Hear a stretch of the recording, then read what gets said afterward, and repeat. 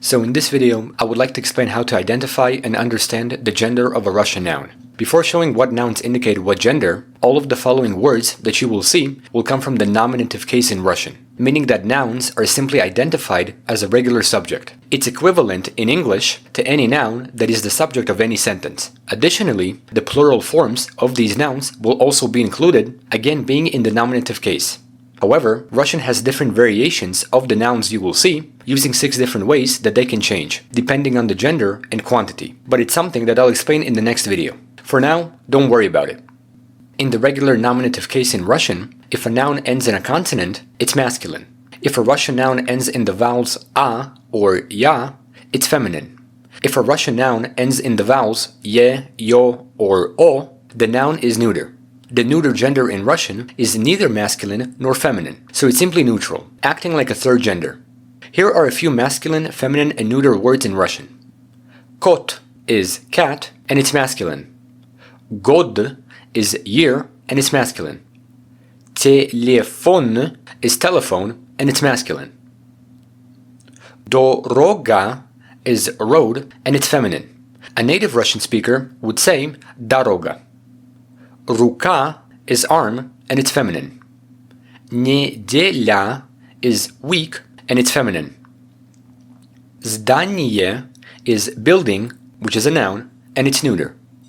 Ruzhyo is gun, and it's neuter. Okno is window, and it's neuter. A native Russian speaker would say okno.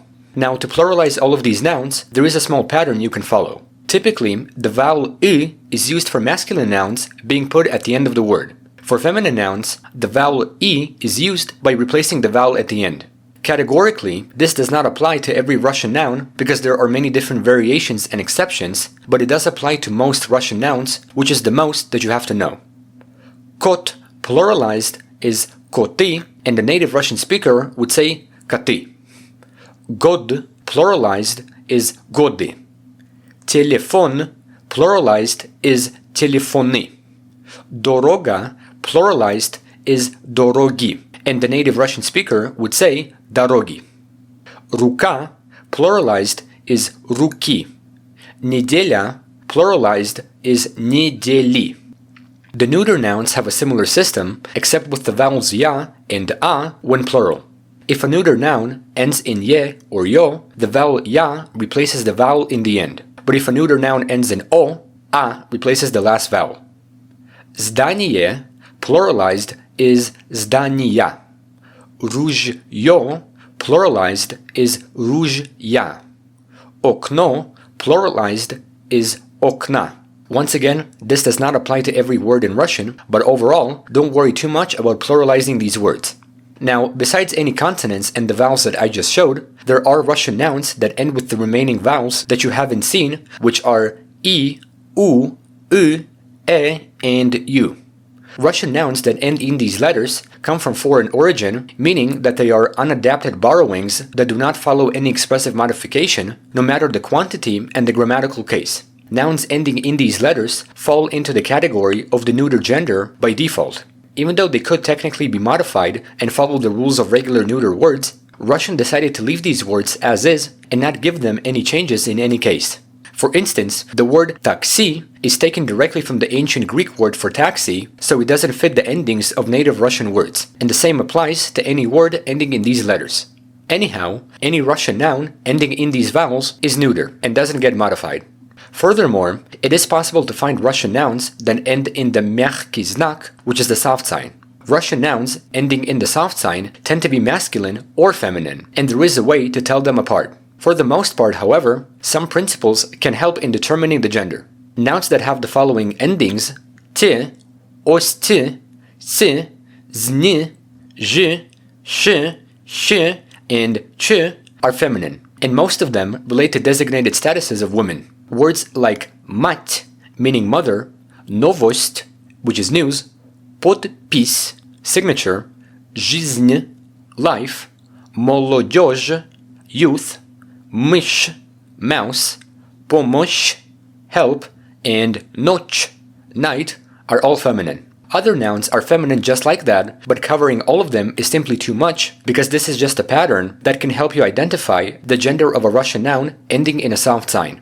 On the other hand, we can have nouns like день, meaning day, put, meaning path, and календарь, meaning calendar, which are all masculine. Nouns denoting male professions can also be masculine, like учитель, which is a male teacher, and король, which is king. Also, the names of all months are masculine in Russian.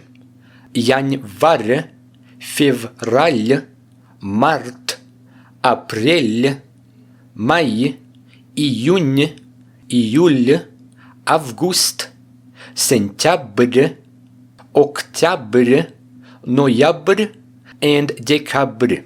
Of course, many other masculine and feminine nouns end with the мягкий знак, but to specifically identify the gender of such a word, you can always check its meaning in vocabulary. At last, Russian has just a few exceptions where there is no pattern to follow, so you'll simply have to memorize the meaning of these nouns. Nouns like имя and время are neuter even though they look like they're feminine. Other words are papa, дядя, дедушка, and мужчина are masculine because of their physical gender, despite having a feminine ending a. Finally, there is the noun кофе, which is masculine, although it looks like it's neuter. Кофе is a borrowed word, and in the past, it had masculine and neuter genders, but now it's masculine. I decided to not show the plural versions of these words because there's a lot more you have to know about expressive concepts in Russian, like the 6 cases or declensions, where words get modified in 6 different ways. Considering plurality as well, there are 12 ways to modify words. Overall, this video only explained how to identify the gender of nouns in the nominative form. It did not explain adjectives, verbs, or other words, even in the past or future, that require more explanation due to their different variations. In conclusion, Russian words change according to the gender of the noun they're associated with, so to speak Russian correctly, you must know the gender of a word in order to modify other words.